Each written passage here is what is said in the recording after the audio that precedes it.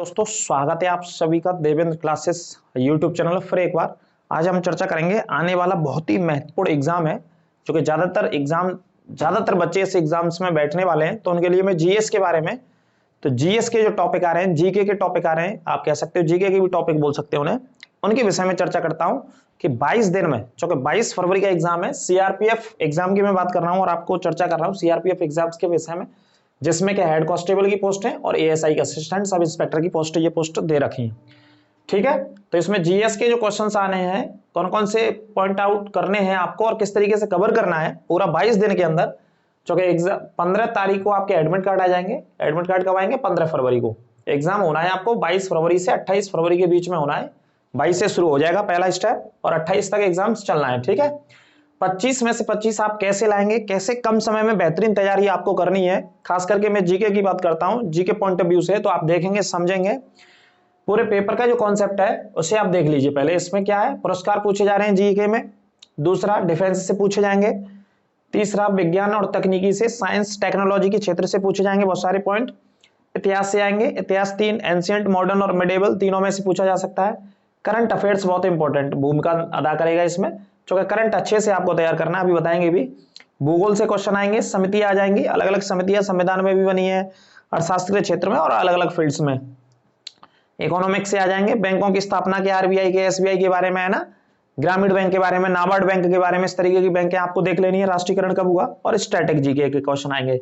और आएगा जीके में इसमें से क्या आना है, संविधान के क्वेश्चन आपको देख लेने हैं। ठीक है, तो सेम इसमें एसएससी जीडी वाला सिलेबस है। जीके है 25 का मैथ, 25 की रीजनिंग आनी है और 25 का ऑप्शनल है। या तो हिंदी करना चाहें तो बच्चे हिंदी करेंगे और जो इंग्लिश में देना चाहे वो इंग्लिश में देंगे। ये डिपेंड करता है बच्चे के प्रायोरिटी के ऊपर, बच्चा कौन से बैकग्राउंड से आता है। सीबीएसई वाले इंग्लिश को चूज करते हैं और उत्तर प्रदेश बोर्ड या यूपी बिहार या नॉर्थ इंडिया के आने वाले बच्चे ज्यादातर हिंदी में से एग्जाम को देखते हैं। नेगेटिव मार्किंग इसमें 1/4 है, एक गलत होने पर 0.25 नंबर आपका कट जाएगा। ठीक है, ये पॉइंट अच्छे से आपको याद रखना है जो भी बच्चे इस एग्जाम्स में बैठेंगे। अब देखो 22 दिन के अंदर बेहतरीन तैयारी आपको, खास करके अगर मैं जीके की बात करूं तो कैसे आप तैयार कर सकते हैं जीके को। पुरस्कार आप पढ़ लीजिए यहां से। पुरस्कारों में क्या पढ़ लेंगे, जैसे पुरस्कार में क्या क्या पढ़ते हैं, ज्ञानपीठ पुरस्कार, ठीक है, काफी इंपोर्टेंट पुरस्कार रहते हैं। इन पुरस्कारों को तैयार कर लेंगे, मैं आपको बता रहा हूं। साहित्य में दिया जाता है ये पुरस्कार, है ना, इस तरीके से, जैसे पद्म विभूषण पुरस्कार हो गया, भारत रत्न पुरस्कार हो गया, या पद्म श्री हो गए, ठीक है, या मेजर ध्यानचंद पुरस्कार हो गया जो राजीव गांधी खेल रत्न के नाम से जाना जाता था। इन सारे पुरस्कारों को आप तैयार कर लेंगे बहुत अच्छे से। और तैयार कहां से करेंगे, ल्यूसेंट किताब से। ल्यूसेंट जीके की सबसे बेहतरीन किताब है, बहुत अच्छी किताब है। आप सीआरपीएफ की इस भर्ती के लिए या किसी भी वनडे एग्जाम की भर्ती के लिए ल्यूसेंट को जीके के लिए अच्छे से आप नोट्स बनाइए और टारगेट कीजिए, उसे खत्म कीजिए बहुत अच्छे से, है ना। आगे के लिए भी तैयारी कर रहे हैं, लेकिन इस 22 दिन के अंदर टाइम बचा है आपके पास 22 दिन, तो 22 दिन में आप किस तरीके से 25 में से 25 मार्क्स ला सकते हैं, टोटल आ जाएंगे, कोई दिक्कत की बात नहीं है बिल्कुल।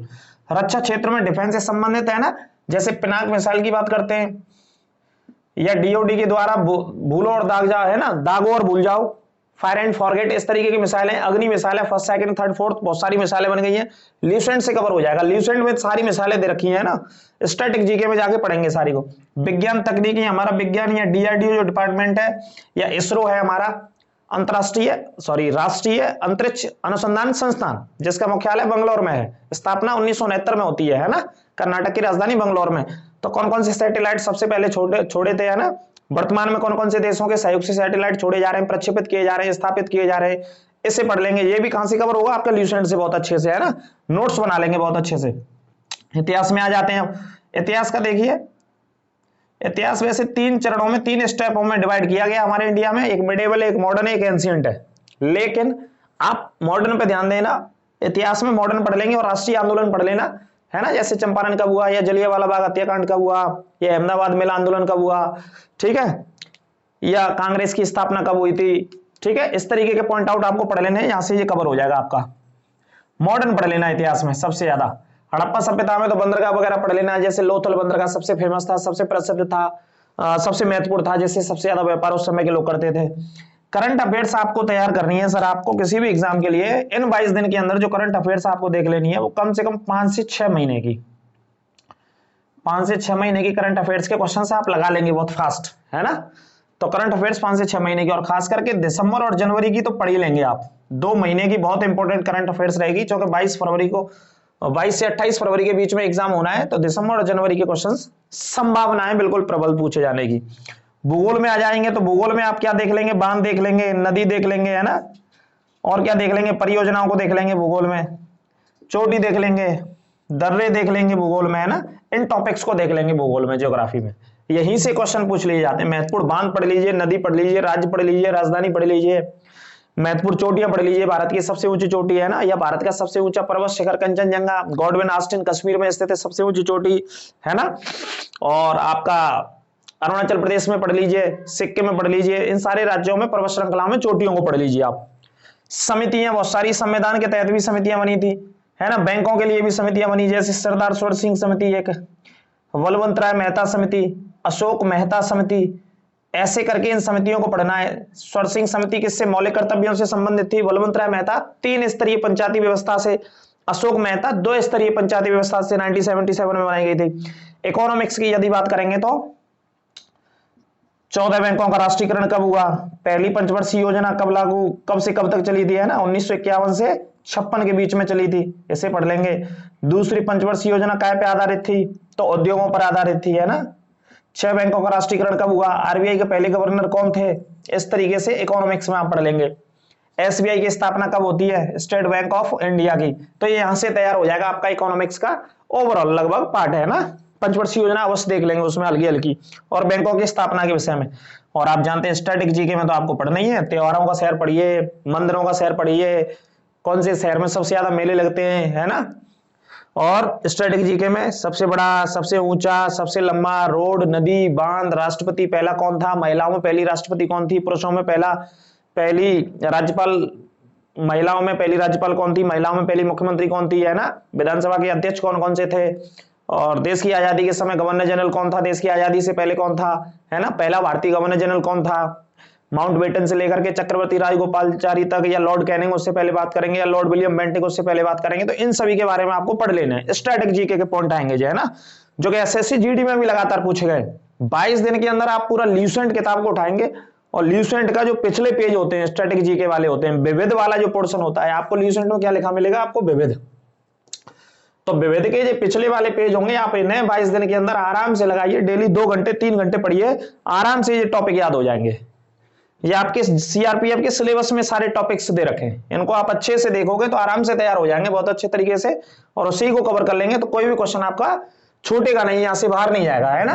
15 फरवरी को आपको एडमिट कार्ड आने, 22 से 28 के बीच में एग्जाम हो जाएगा। नेगेटिव मार्किंग का भी आपको ध्यान रखना है, 1/4 की नेगेटिव मार्किंग होगी, यदि ये गलत होगा तो 0.25 नंबर आपका काटा जाएगा।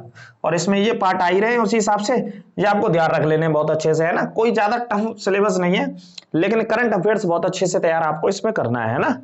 क्योंकि पूरे जीएस का पार्ट एक तरफ होता है, और किसी भी एग्जाम में करंट अफेयर्स एक तरफ होती है, बहुत सारा वर्डन होता है, बहुत सारा बोझ होता है उसका, ज्यादा क्वेश्चन एग्जामिनर डाल देता है। क्योंकि आप जानते हैं इतिहास तो वही रटा रटाया है, बच्चे पढ़ लेते हैं, याद कर लेते हैं, है ना। गंगा को पढ़ लेंगे, ब्रह्मपुत्र को पढ़ लेंगे, नर्मदा को पढ़ लेंगे, चंबल नदी को पढ़ लेंगे, महानदी को पढ़ लेंगे, है ना, सतलज को पढ़ लेंगे, रावी को, चिनाब को, सारी नदियों को पढ़ लेंगे, ये तो याद भी रहती है बच्चों को। लेकिन करंट अफेयर्स डेली देश में राष्ट्रीय स्तर पर और अंतरराष्ट्रीय स्तर पर कौन कौन सी घटनाएं हो रही हैं, कौन कौन से मूवमेंट चल रहे हैं, है ना, क्या क्या राजनीतिक हलचलें हो रही हैं विश्व के अंतरराष्ट्रीय स्तरों के अलग अलग हिस्सों में, चाहे साउथ की बात करें या ईस्ट की बात करें, वेस्ट की बात करें, अलग अलग हिस्सों में विश्व के दुनिया के में ना, तो वो करंट अफेयर्स में कवर होती हैं।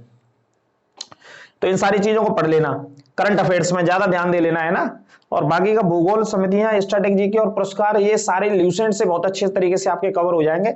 और 22 दिन का टारगेट बना के चलिए आप, आराम से 25 में से 24 नंबर आपके अच्छे से और अच्छे तरीके से आप प्राप्त कर सकते हो, है ना।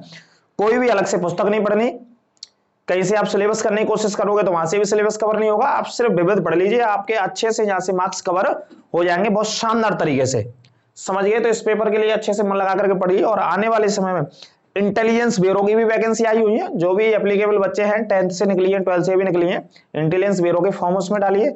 एमपी में फॉरेस्ट गार्ड के भी फॉर्म आए हुए, मध्य प्रदेश में फॉरेस्ट गार्ड की वैकेंसी है, उसमें भी आप अप्लाई कर सकते हैं। उसके निर्देशों को पढ़ करके, विज्ञापन का नोटिफिकेशन जा करके आप नेट पे सर्च करके, ठीक है। और भी जो भी वैकेंसी आ रही है उसमें बढ़ते चलिए, और इन फ्यूचर बहुत जल्दी उत्तर प्रदेश पुलिस की तो बम्पर वैकेंसी आपके लिए आएंगी, उसके लिए भी आपको बहुत अच्छे से ल्यूसेंट किताब बहुत अच्छे से पढ़ लेनी है। और विविध को तो आप रट लीजिए बहुत शानदार तरीके से, याद कर लीजिए, क्योंकि उससे बाहर क्वेश्चंस नहीं जाते हैं। आप एसएससी जीडी के एग्जाम चल रहे हैं, उनको उठा के देख लीजिए, उनके सेटों को कोई क्वेश्चन बाहर नहीं गया है ना। और चैनल के साथ जुड़े रहिए, और चैनल पे आप निःशुल्क कोर्स पढ़ते रहिए पूरा का पूरा। एसएससी जीडी की बात करें, चाहे यूपी पुलिस की बात करें, या एसआई की बात करें, या किसी भी वनडे एग्जाम की भर्ती परीक्षा की बात करें, सबकी हम निःशुल्क बिल्कुल बेहतरीन और अच्छे तरीके से, गुणवत्तापूर्ण तरीके से तैयारी हम करा रहे हैं अपने चैनल के माध्यम से। आपकी यदि कोई सख्त समस्या होती है तो आप हमारे कमेंट बॉक्स में अवश्य अपना सुझाव दें, उस पर हम विचार करेंगे, उसमें हम सुधार करेंगे। अगली क्लास में फिर आपसे मिलेंगे, तो आप इसके लिए हमारी तरफ से अनेक शुभकामनाएं। बहुत अच्छे से तैयार कीजिए। 22 दिन, कल से 22 दिन आपके पास बचे हैं, 21 दिन और बल्कि 21 दिन में पूरा ल्यूसेंट अच्छे से लगा लीजिए, विविध अच्छे से उसका लगा लीजिए, आपका बिल्कुल एक एक क्वेश्चन वहां से आ जाएगा। और बाकी का चैनल की क्लासों को भी आप देख सकते हैं, शॉर्ट्स को भी हमारे देख सकते हैं, क्योंकि जो हमने शॉर्ट्स डाले हैं उनसे भी क्वेश्चन फंसे हैं, चाहे पेट का एग्जाम हो, चाहे जीडी का एग्जाम हो, है ना। बहुत सारे देवेंद्र क्लासेस यूट्यूब चैनल पर जुड़ करके। फिर मिलेंगे आपसे, नमस्कार, जय हिंद।